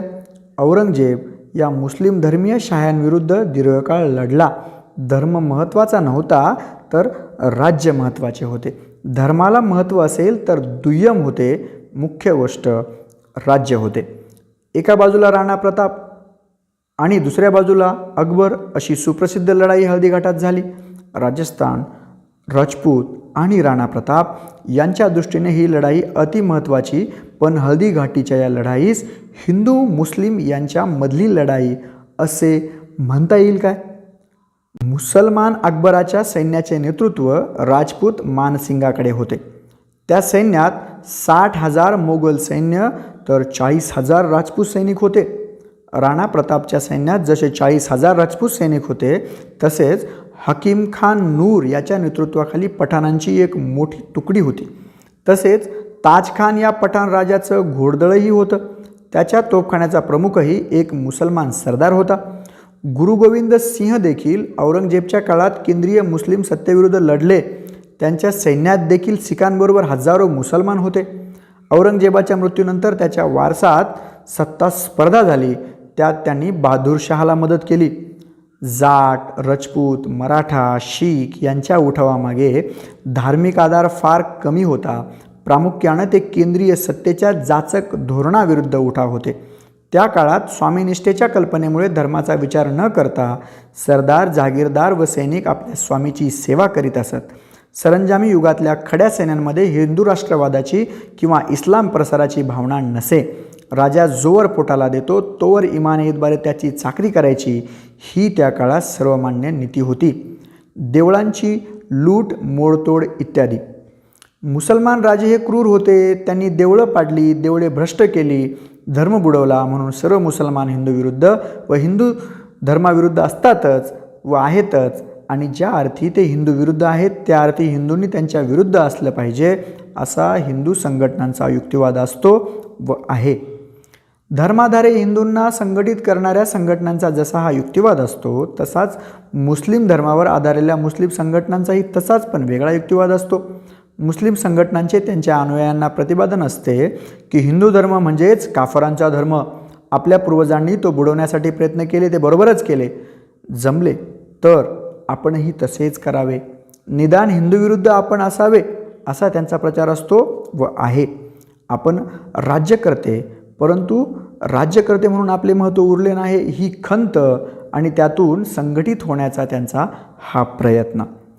आक्रमक मुस्लिम सैन्यानं सत्ता काबीज करताना व राज्यविस्तार करताना हिंदूंची देवळे फोडली व लुटली, हे सत्य आहे. परंतु ते पूर्ण सत्य नाही, अर्धसत्य आहे. अरब, तुर्क, अफगाण इत्यादी आक्रमकांच्या टोळीवजा सैन्यांना नियमित पगार दिला जात नसे.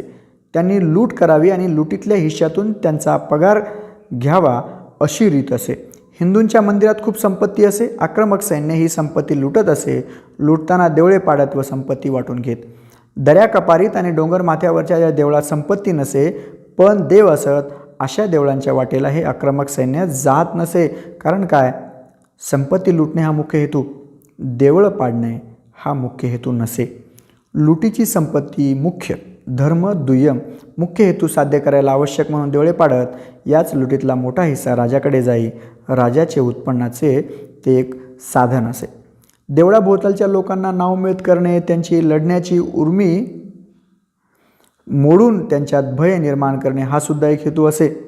लोक धर्मश्रद्ध व देवभोळे असत. ज्याने देव लुटला तो आपणास नक्कीच लुटेल असे भय तयार होई.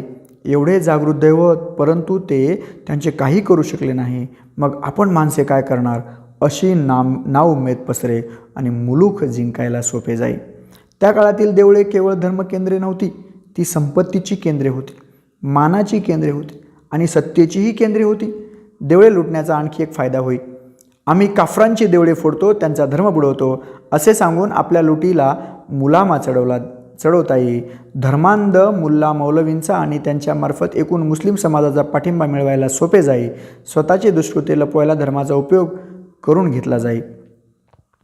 अगोदर लुटले, मग इनाम दिले. राज्य प्रस्थापित करताना किंवा राज्यविस्तार करताना जे मुस्लिम देवळे लुटीत, तेच राजे एकदा जिंकले, स्थिरस्थावर झाले की मग मंदिरांना, देवळांना इनामे देत. अशी किती उदाहरणे आहेत. धर्मनिष्ठा किंवा धर्मवेडा म्हणून प्रसिद्ध पावलेल्या औरंगजेबानं राज्यविस्तार करताना जी आक्रमणे केली, त्या काळात मंदिरे उद्ध्वस्त केली, हे खरे. परंतु त्याच औरंगजेबानं अनेक देवळांना धन दिलं. अहमदाबादच्या जगन्नाथ मंदिराला त्यानं 200 गावे इनाम दिली आहेत. मथुरा व बनारस इथल्या हिंदू देवस्थानांना सुद्धा त्यानं देणग्या दिल्या आहेत. अफजल खानाने पंढरपूर व तुळजापूर येथील मंदिरातील मूर्त्या फोडल्या की नाही यासंबंधी जाणत्यात मतभेद आहेत. काहींच्यामध्ये त्याने त्या फोडल्या होत्या, पण शेजवलकरांना वाटते की त्या फोडल्या नसाव्यात, त्या फार प्राचीन वाटतात. ते काही असो, पण अफजल खान वाईचा सुभेदार होता तेव्हा त्यानं अनेक भटा भिक्षुकांची जुनी वतने चालू ठेवली व नवीन दिली अशा नोंदी आहेत, तेही सत्य आहे. शिवाय तुळजाभवानीचे मंदिर अफजल खानाने तोडलं म्हणून सांगतात. त्यावेळी खानांबरोबर पिलाजी मोहिते, शंकररावजी मोहिते, कल्याणराव यादव, नाईकजी सराटे, नागोजी पांढरे, प्रतापराव मोरे, झुंजारराव घाटगे, काटे, बाजी घोरपडे आणि संभाजीराव भोसले हे उपस्थित होते, हे विसरून चालणार नाही. 1791 मराठ्यांकडून लुटीत पडझड झालेलं देवी शारदेचं शृंगेरीचं मंदिर मुसलमान टिपू सुलतानाने दुरुस्त केलं हे सर्वांना माहीत आहे. राज्य स्थिर झाल्यावर त्यांनी मंदिरांना देणग्या व इनामे का दिली? देणग्या व इनामे घेऊन हिंदू खुश राहत असतील व आपल्या राज्याला त्रास देत नसतील तर ते मुस्लिम राज्यकर्त्यांना हवे होते. देवळे पाडली व लुटली त्यालाही कारण राज्यच, आणि देवळांना इनामे दिली किंवा देवळे दुरुस्त केली त्यालाही कारण राज्यच. राज्य मुख्य, धर्म दुय्यम. शिवाय फक्त मुस्लिम राजेच देवळे लुटीत होते हे खरे नाही, हिंदू राजेसुद्धा संपत्तीसाठी देवळे लुटीत असत. काश्मीरचा हर्षदेव नावाचा राजा हिंदूंची सुद्धा मंदिरे लुटीत असे.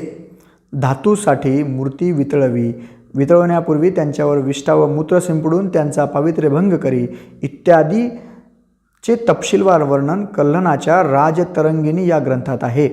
देवाच्या मूर्तीची विटंबना केली म्हणून त्या काळी दंगे झाल्याची नोंद मात्र नाही. त्याची उत्पन्नाची जी खाती होती त्यात त्याने देवोत्पादन हे खातेच उघडले होते. मुस्लिम राज्याला त्रासदायक ठरू लागले तर मुस्लिम राज्यकर्ते मुस्लिम धर्मगुरूंची, मुल्ला मौलवींची सुद्धा पर्वा न करता त्यांनाही छळत. बखरकारांनी मोहम्मद तुगलकार व मुल्ला व सय्यद यांच्या कत्तली केल्याचा आरोप नोंदवून ठेवला आहे.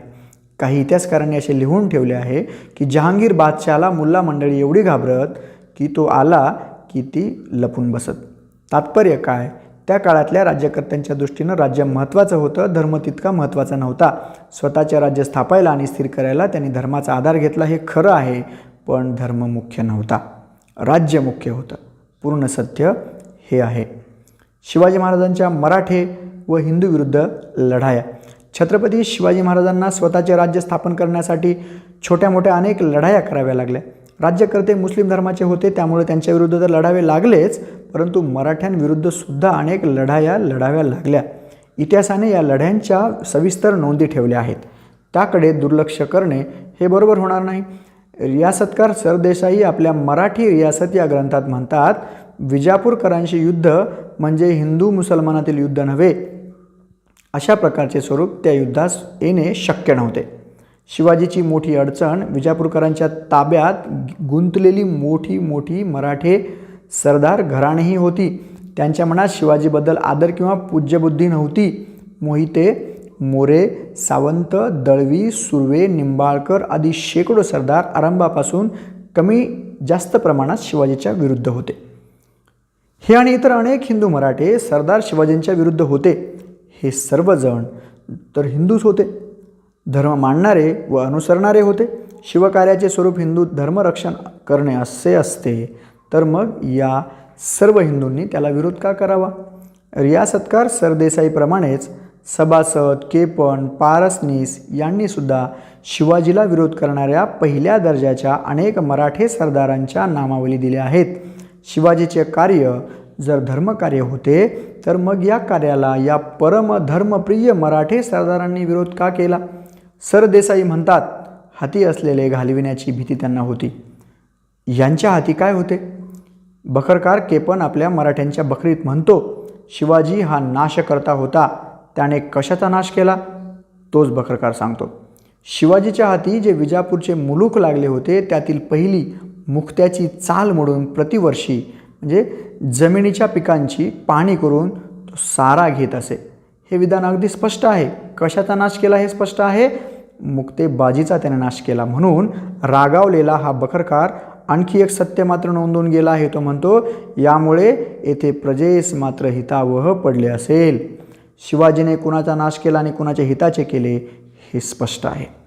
असल्या हितविरोधामुळे शिवाजीला घाटगे, खंडागळे, बाजी घोरपडे, बाजी मोहिते, निंबाळकर, डबीर, मोरे, बादल सावंत, सुर्वे, खोबडे, पांढरे, कोकणचे देसाई, मावळचे देशमुख वगैरे प्रमुख मराठे हिंदू सरदारांचा विरोध होता. व्यंकोजी भोसले व मंबाजी भोसले हे अगदी जवळचे भाऊबंदही विरोधी होते. आईकडून नातेसंबंध असलेले जगदेवराव जाधव, रधोजी माने हे सुद्धा विरोधी होते. शाहिस्तेखान स्वराज्यावर चालून आला तेव्हा त्याच्याबरोबर औरंगजेबाचे उत्तरेतील हिंदू सरदार असणे स्वाभाविकच आहे. पण महाराष्ट्रातील सुखाजी गायकवाड, दिनकरराव काकडे, रंभाजीराव पवार, सर्जेराव घाटगे, कमलोजीराव काकडे, जसवंतराव काकडे, त्र्यंबकराव खंडागळे आणि कणकोजीराव गाडे, अंताजीराव खंडागळे, दत्ताजीराव खंडागळे हे मराठे सरदार सुद्धा होते. आणि यापेक्षा भयानक म्हणजे त्र्यंबकरावजी भोसले, जिवाजीराव भोसले, बालाजीराजे भोसले, परसोजीराजे भोसले ही भोसले मंडळी शिवाजीच्या रक्ताची नात्याची होती. शाहिस्तेखानाच्या सैन्यात सिंदखेडचे दत्ताजीराजे जाधव आणि रुस्तुमराव जाधव हेही होते. ही जाधव मंडळी जिजामातेच्या माहेरची पुण्याची जहागिरी आपल्याला मिळावी या आशेनं लोणीचे कृष्णाजी काळभोर खानाला सामील झाले होते. खानाने शितोळ्यांची देशमुखी जप्त करून काळभोरांना दिली होती. बाळाजीराव होणं पुण्याच्या लाल महाला शेजारीच राहत स्वराज्याच्या छत्रछायेत राहून सुद्धा या बाळाजीराव होनपांना शिवाजीराजापेक्षा शाहिस्तेखान जवळचा वाटला. असे हे एतद्देशीय, असे हे हिंदू, अशी त्यांची देशनिष्ठा आणि त्यांची धर्मनिष्ठा. यांची निष्ठा वतनावर होती हे स्पष्टच आहे. गौरवास्पद अपवाद होता तो कान्होजी जेधे यांचाच. शिवाजी महाराजांचा स्वतःचा या वतनदारासंबंधीचा दृष्टिकोन अगदी स्पष्ट आणि तितकाच कडवट होता. एके ठिकाणी अमात्यांनी त्यांच्यासंबंधी म्हटले आहे, बळकट व्हावे, दुसऱ्याचे घ्यावे, दावे दरवडे करावे हा यांचा सहज हव्यास. परचक्र आले म्हणजे वतनाच्या आशेने अगोदरच सलुखा करतात, स्वतः भेटतात, तिकडचे भेद इकडे व इकडील तिकडे करून राज्यात शत्रूंचा प्रवेश करीतात, देश मारितात. या वतनदार सरदारांच्या दृष्टीने त्यांची वतने महत्त्वाची होती, धर्म महत्त्वाचा नव्हता. त्यांची वतननिष्ठा ज्वाज्वल्य होती, धर्मनिष्ठा महत्त्वाची नव्हती. शिवाजी आणि धर्म याचा अर्थ शिवाजी धर्मच मानत नव्हता किंवा तो निधर्मी होता किंवा त्याने राज्य निधर्मी राज्य म्हणून घोषित केलं होतं असा मात्र नाही. शिवाजी हिंदू होता, त्याची धर्मावर श्रद्धा होती, त्या श्रद्धेप्रमाणे तो वागत होता, देवतांना आणि साधू संतांना पूजत होता, धर्मासाठी व देवळांसाठी दान देत होता व खर्च करीत होता. पण तो इस्लाम धर्माच्या विरुद्ध होता काय? तो हिंदू धर्मावर श्रद्धा ठेवत होता म्हणजे मुस्लिम धर्माचा द्वेष करीत होता काय? मुसलमानांचे हिंदूकरण किंवा महाराष्ट्रीयकरण करण्याचा त्याचा इरादा व प्रयत्न होता काय?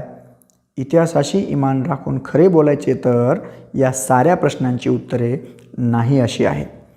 शिवाजीनं सुरतेच्या केलेल्या दोन्ही वेळच्या लुटीची तपशीलवार वर्णनं उपलब्ध आहेत.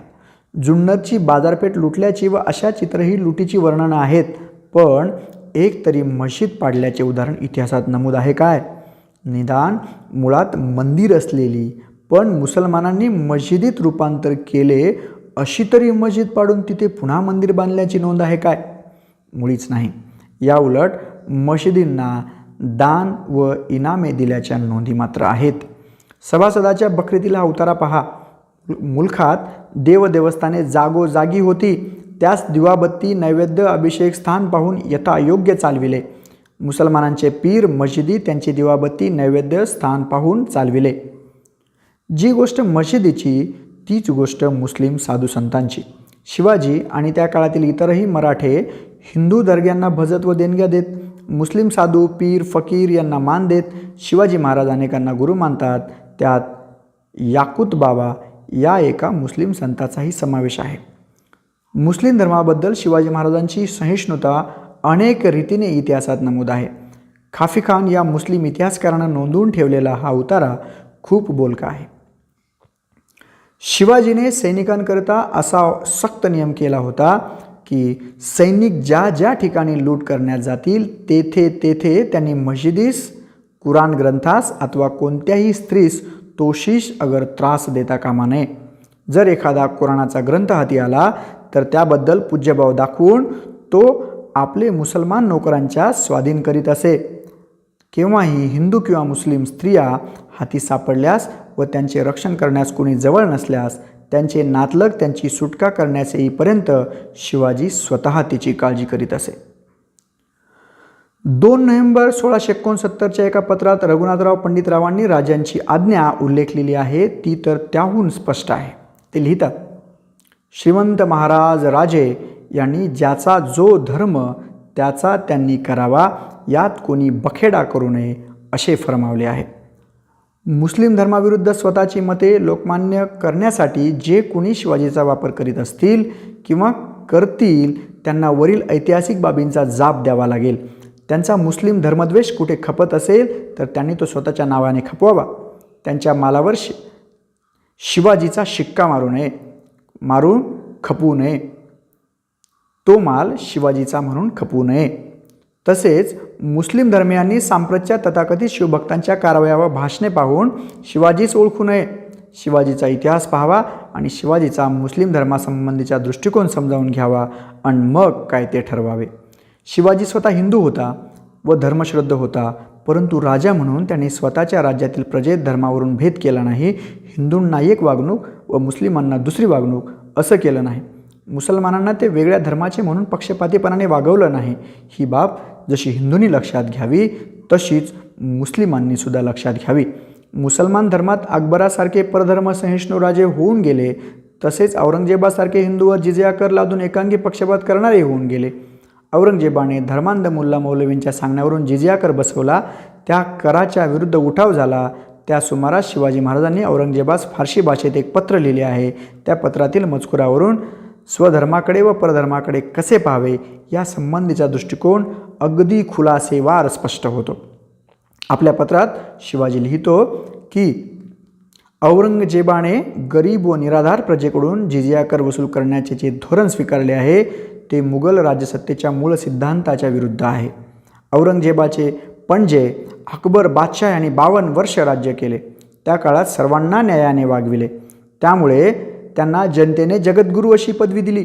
त्याचेच धोरण पुढे जहांगीर व शहाजहान या बादशहांनी चालविले. त्यांच्या या धोरणामुळे त्यांची जगभर प्रसिद्धी झाली. हे बादशहा सहज जिझिया कर वसूल करू शकले असते, पण त्यांनी तसे केले नाही. त्यामुळे त्यांना दिगंत कीर्ती व पैसा मिळाला. त्यांचे राज्य वाढत राहिले. पण औरंगजेबाच्या राज्यात मात्र हिंदू व मुसलमान शिपाई दुःखी आहेत. धान्याचे भाव वाढले आहेत. अशात गरीब ब्राह्मण, जोगी, बैरागी, जैन, साधू व संन्यासी यांच्याकडून जिझिया कर घेणे फारशी पुरुषार्थाची बाब नाही. त्यामुळे खरे पाहिले असता मुघल वंशाचीच शान जाणार आहे. शिवाजी पुढे लिहितो की कुराण धर्मग्रंथ ही प्रत्यक्ष ईश्वराची वाणी आहे. ते आसमानी किताब आहे. त्यात ईश्वरास जगाचा ईश्वर म्हटले आहे. मुसलमानांचा ईश्वर असे म्हटलेले नाही, कारण हिंदू व मुसलमान या जाती ईश्वरापाशी एक रंग आहेत. मुसलमान लोक मशिदीत बांग देतात, ती भगवंताची स्तुतीच होय, आणि हिंदू लोकही देवळात घंटा वाजवून ईश्वराची स्तुतीच करतात. म्हणून जाती धर्मावर जुलूम करणे भगवंताशी वैरत्व करणे होय.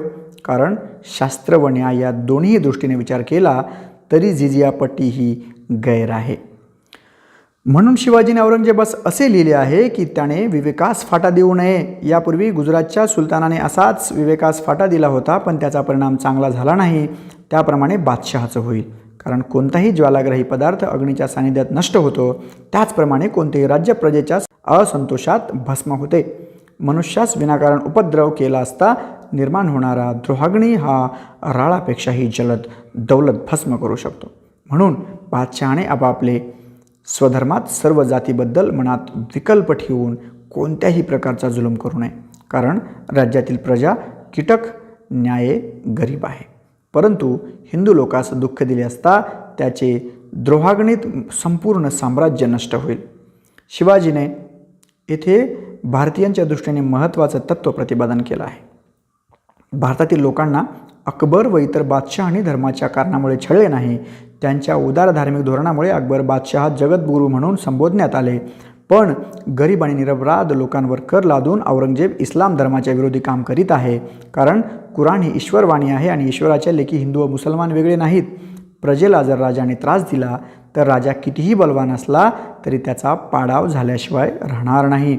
शिवाजीचा काळ लक्षात घेता शिवाजीचे हे धोरण व त्याचे विचार अनन्यसाधारण असेच आहेत. कारण धर्माचा लोकजीवनावर मोठा प्रभाव होता, पण आपल्या धर्माइतकाच इतरांचा धर्मही श्रेष्ठ व उच्च आहे आणि उपासना पद्धती वेगवेगळ्या असल्या तरी त्याचा उद्देश एकच आहे, हे महत्त्वाचे तत्त्व शिवाजीने मांडले. अकबर, दारा शुकोह, इब्राहिम आदिलशाह यांचे विचारही यापेक्षा वेगळे नव्हते. शिवाजी हा धार्मिक राजा होता. तो हिंदू धर्माचा अभिमानी होता व त्याने हिंदू देवळांना व ब्राह्मणांना इनामे दिली, या गोष्टी खऱ्या आहेत. पण त्याचा हिंदू धर्माचा अभिमान इतर धर्मियांच्या द्वेषावर आधारलेला नव्हता. मुसलमानांचा द्वेष केल्याशिवाय आपणा श्रेष्ठ हिंदू बनता येत नाही असे त्याला कधीच वाटले नाही. कारण मध्ययुगात देखील त्याची धर्मसाधना डोळस होती.